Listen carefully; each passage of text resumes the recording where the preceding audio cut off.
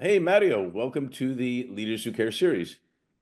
Thank you for having me, Mark. Grateful for it and looking forward to this. Yeah, me too. This is one of the most funnest, if that's such a word, thing that I do is be able to highlight people like yourself that are making an impact out there. So, as we always do, I'm going to ask you to briefly introduce yourself, but I always put an asterisk around men because the first thing they usually say is what they do, type of thing. And I don't want to know yet what you do. I want to know where you're from originally, where are you now, your family. And even something that maybe you've never told anybody and you want to reveal to the world now, that's always quite interesting if it happens. It's not mandatory, but share a little bit. No, I appreciate that, Mark. Well, I love what you mentioned, not what you do, but who you are. And to start that off, yeah, I'm a proud father, proud husband, originally from Venezuela. I was raised in Venezuela until I was 18 years of age, and then my country went completely south, unfortunately, due to the political regime. But I was one of the fortunate few to count on an amazing education in the US. And that's just basically formed me into who I am, basically, that background of being Latin American from a country that has gone through its struggles. But it really just provided me that perspective of gratitude of actually also serving others, which has been a journey in itself. And now enjoying being a family man. That's been the greatest adventure in the last 2 years or so. So you're practicing to have more or what? That's exactly right. As a matter of fact, my wife and I want to have a big family, so we're definitely thinking about, bringing the second child to the world. Right now, our firstborn, Leo, he's 2 years and 4 months. So you can still tell that I'm like a first time dad since I'm talking about 2 years and the months in between. Exactly. It's like when you're a kid, I'm two and a half, I'm two and three quarters, and stuff like that. No, that's cool. Do you have family still back in Venezuela? I do indeed. My parents are still there. I still have some aunts. So a lot of the family has left throughout these, 20 something years that has been happening between a dictatorship and so forth. But it's still direct family that's there. That gives me, I guess, a little bit of the white hair that I have as well, that stress. But they're good. They're doing well, fortunately, and that keeps me quite tranquil as well. Yeah, I was fortunate to still have some Venezuelan friends in Miami and a lot of it's a big Venezuelan population obviously in Miami and really contributing a lot to the community there and everything, which is to the advantage of Miami. But it must be hard when you think back at because what an amazing country, you know? Oh, absolutely. And it was considered somewhat of the Dubai of Latin America, and unfortunately now it's going through one of the worst migration crises internationally as well. Nevertheless, uh, a lot of bad actors that have come out of Venezuela, and yet those that are doing the good work, being just good humans, also have to put their foot forward and make sure that we maintain also that good reputation of the country that we once had. Yeah, I agree. So you mentioned kids and your little one too. What were you like as a kid? Were you video games? Were you playing music? Were you like what did you do? So I was very much focused on sports myself. If there's something about me, I was a frustrated or ambitious tennis professional that just didn't happen, and that was the world for me. I became or created the tennis team in my school anyway in Venezuela. Was a coach, captain. My first job was just being a coach in the tennis world, and so it was just pure sports and music as well. That was my escape because I graduated from high school 2006, so it was kind of like in the real heat of things when it was just starting off the political regime, and that frustration was there, that anger of where things were going, and I needed to get that out through sports and through music, and that was my safe haven. Yeah, no, I can imagine you gotta find something, right? To have that space haven, as you say.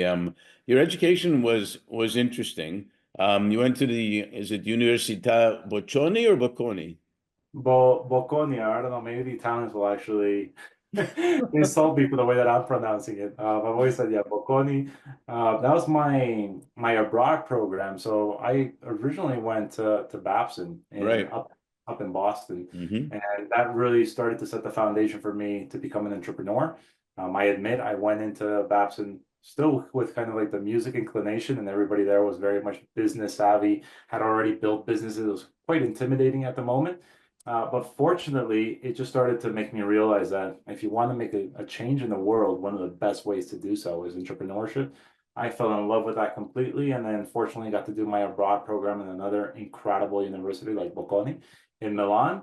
And that just really just set the bedrock for everything that I've done ever since, really. Yeah, good schools. Babson's considered one of the best for entrepreneurship, but no doubt about it. And I've always believed getting some exposure internationally, whatever it is, actually helps you, tremendously. And we found that our firm, on the basis that leaders and their businesses, their organizations can always do better when doing good. And I think statistics and data kind of show it. Can you describe how your career evolved? In positions. For example, especially co-founder of Movila Solutions in Bogota. And, it seemed like you gained cradle to grave or A to Z experiences on all fronts, right? Which is great. And then globally, I'm trying to make sure I get this right.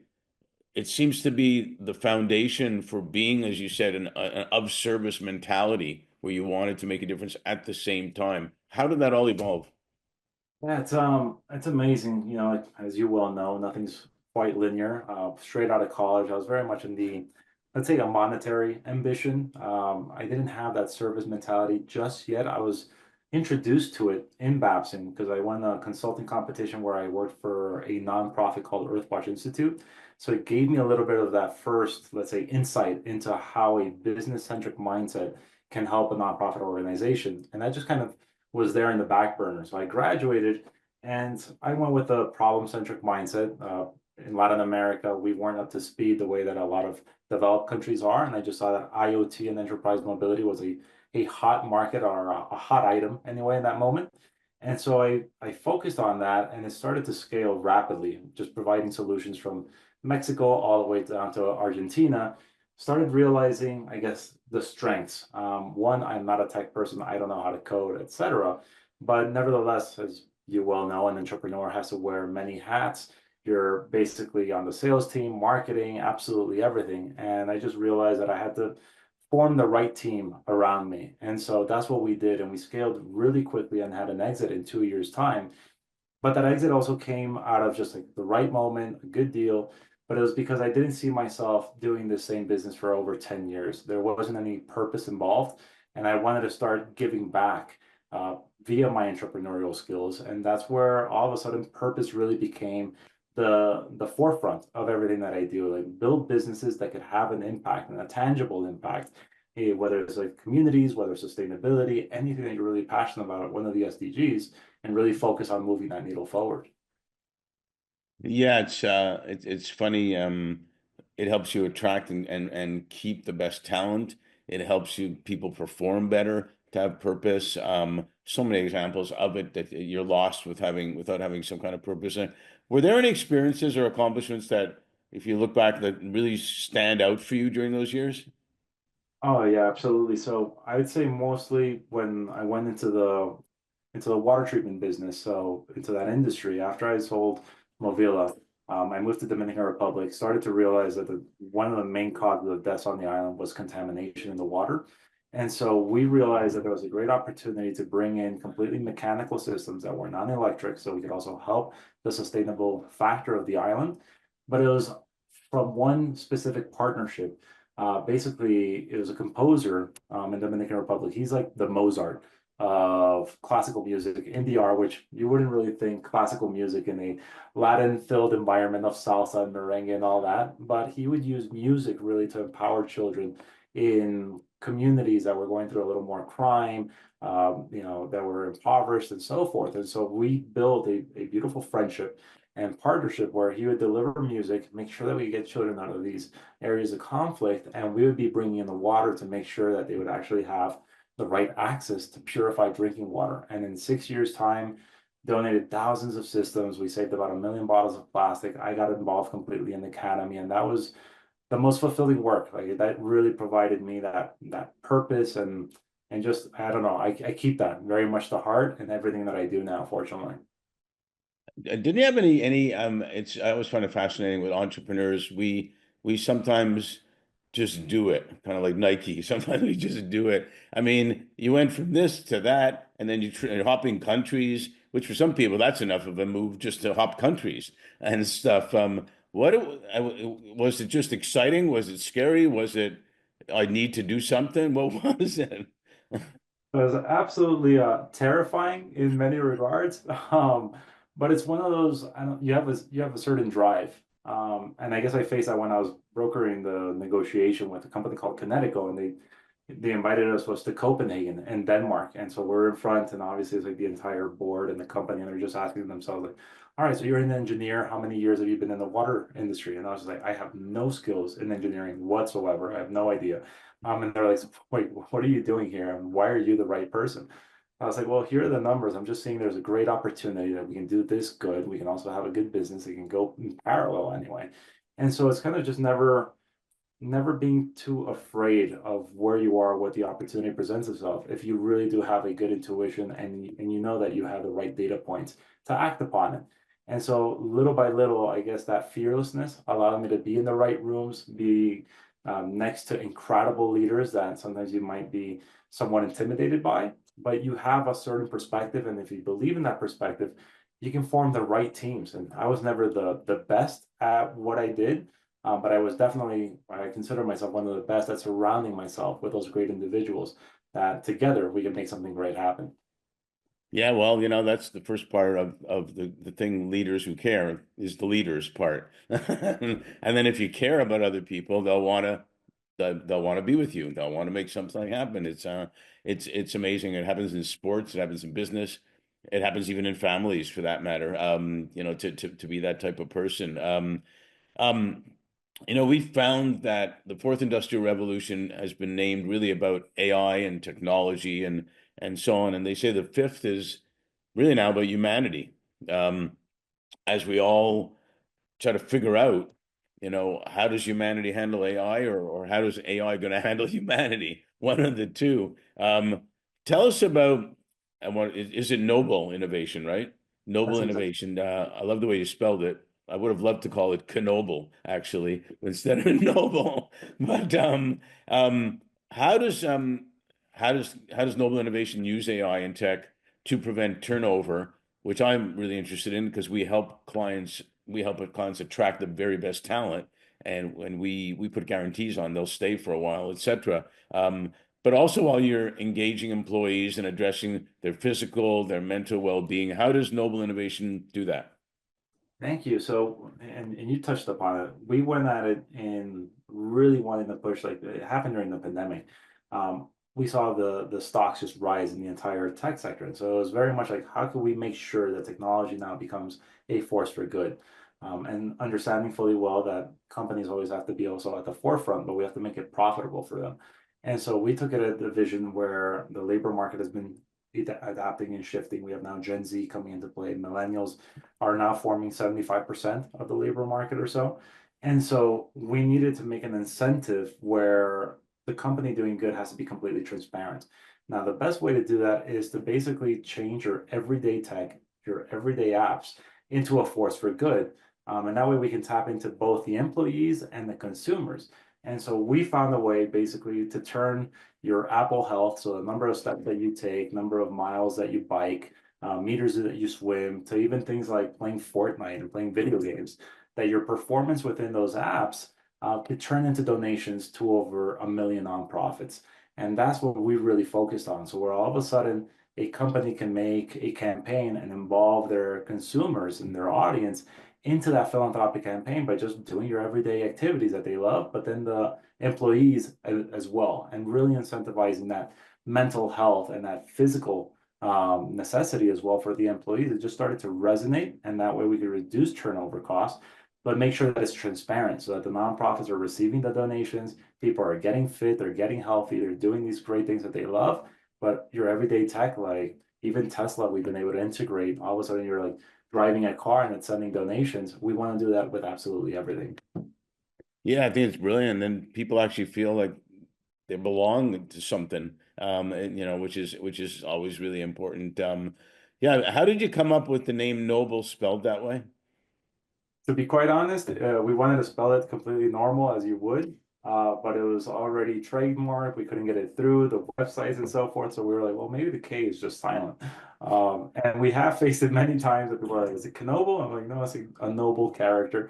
But we enjoyed it. Unfortunately, it's resembling what the company is also, and its company cultures and values and principles, which is great. No, I like it. Hey, listen, when Google started, people were saying, "What's a Google?" So, I mean, or Yahoo, even or whatever. So it's you never know. One of my favorites that you worked on is impact circles, and the impact you have on nonprofits. And I when I came down from Canada, recruited down to Miami to head up a global leadership development organization, a nonprofit. Um, I never understood why, first of all, it's called nonprofit, wasn't my favorite term at all. So we started calling them social profits instead of nonprofits. And why does it have to have the mindset of not even government, but just not progressive, making things happen type of thing? And if you make profits, that's great. Put them right back into the organization. So talk about the impact you have on nonprofits for positive results, for and what you think the future looks like, for both, and how AI and tech could help make that happen.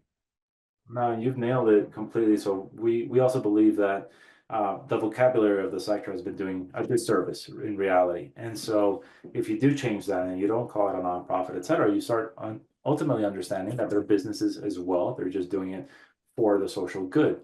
And we're bringing in a different perspective where we want them to realize that they are the original startups. Startup cultures have an incredible marketing, and you see it in the movies, and it's exciting, it's contagious, and we want to bring that back to the nonprofits that to us really are the original startups. And so we need to teach them to become lean, to operate, to be able to fundraise effectively. So it's not just a donor, it's not just a one-time transaction. These are investors in your mission for the long haul. And we created the hub basically not just to have resources and events and trainings and so forth, but basically to have an incredible collection of advisors that we've been able to build out through all the years of collective experience between my co-founders and myself, where they're willing to volunteer their hours, and they each have a different skill set, whether it is AI or human resource management and so forth, so that nonprofits can all of a sudden realize they're not alone, and they can actually have an informal board of advisors that we're not restricting funding or anything like that, but they can operate a lot more efficiently. And we're excited. We believe that even in these turbulent times and waters, whether politically, socially, that we're seeing, the the future is very optimistic for nonprofits, and they're going to be able to leverage this tech and these resources effectively, whether it's with us or with others, but they're going to be able to get the right support that they need. Yeah, and they make such a difference in communities and around the world. I mean, if you took them all away, which is kind of happening a little bit, but that's a political conversation. If you took them all away, it'd make a big dent. And not to mention where people actually a lot of times feel happy in working in scenarios, like that. How have you come to do all these things? And a lot of them are so different too. They've been very different, and I'm realizing that now I'm finding I guess what I most love, which has been the impact work. And so whether it's working with for-profits and making sure that their impact is tangible and transparent, or here in the nonprofit sector, I'm absolutely loving every second and every day of it. Especially, I guess, becoming a father, becoming a husband also changes a little bit of your perspective of how you start leading your life. And this is an area that I don't want to be leaving myself. I just want to promote the mission a little much further anyway. I think of the diversification of all the entrepreneurial ventures has allowed me to learn so many things, but then ultimately it just kind of starts guiding you as to where you're really belonging anyway. And so maybe there won't be such a huge diversification in the future, and I just found my sweet spot, which is what I'm really enjoying. One thing I've found for a long time is, we get retained by our clients to help them find the best talent for management, executives, etc. And one of the biggest things we found is when a person gets and the people we place are super happy the opportunity we found, etc. Things happen when you go home, or even if you are at home working, you go home from a place that you work, and two things or three things can happen. You can go home and say, "Oh man, work sucks. My boss sucks. It's really boring. We're not even making a difference. All this," and your spouse, partner, whatever, hear it, and so does your kid or kids. Or you can go home and say, "Man, I got to tell you what happened. Let's have dinner. I got to tell you what happened with this and this, and we're going to get bonuses because we did good with this, and we're helping some people at this foundation, whatever, down the street." And your spouse or partner and your kids hear that. And I think it makes a huge difference because kids, even as young as yours, feel it. In if they hear it and they feel it, and it impacts how they will act, accordingly. So as a new dad, have you got the lemonade stand out there already for your guy, selling lemonade? Absolutely. So I just attended like an executive education program at Harvard, for example, and I mean the first thing he got was a little sweater from Harvard. So maybe he's a future leader in the making. I absolutely resonate with what you just mentioned. Like for myself, anyway, for many, like impact definitely starts at home, right? And so we're constantly meeting change makers, nonprofit leaders, and so forth, and we want to push all these missions forward, but if I can't do it from home, then I know fully well that I won't be able to translate that impact externally either. And so that's where I really put in my focus with my wife, with our son, and make sure that we're raising a good human. And that's what drives, I guess, that nonprofit work, impact work a little closer, because now there's someone else that's involved and it's a future for him as well. And I think it's just so important to keep that in mind. Yeah, it's educational and just spectacular. That more people need to get access, more young people need to get access to that conversation because a lot of times there isn't a fair access to opportunity out there, obviously. So yeah, well said. Losing my voice, man. Let's That's see right. if we can make it through. So in LA we say keep them wanting more so we can do a sequel. So maybe that's what's supposed to happen here. One last question though on this part. In the year 2021, I had a client tell me, he said, Mark, the year 2020 was the year that flew by slowly. So we've been talking about how fast time goes, but it did fly by slowly in a weird way. And sometimes we feel like it was yesterday and years ago, all at the same time with the pandemic. So with all that unprecedented, and now we're already into 2025, fast and furious. What are you most grateful for and what are you most hopeful for?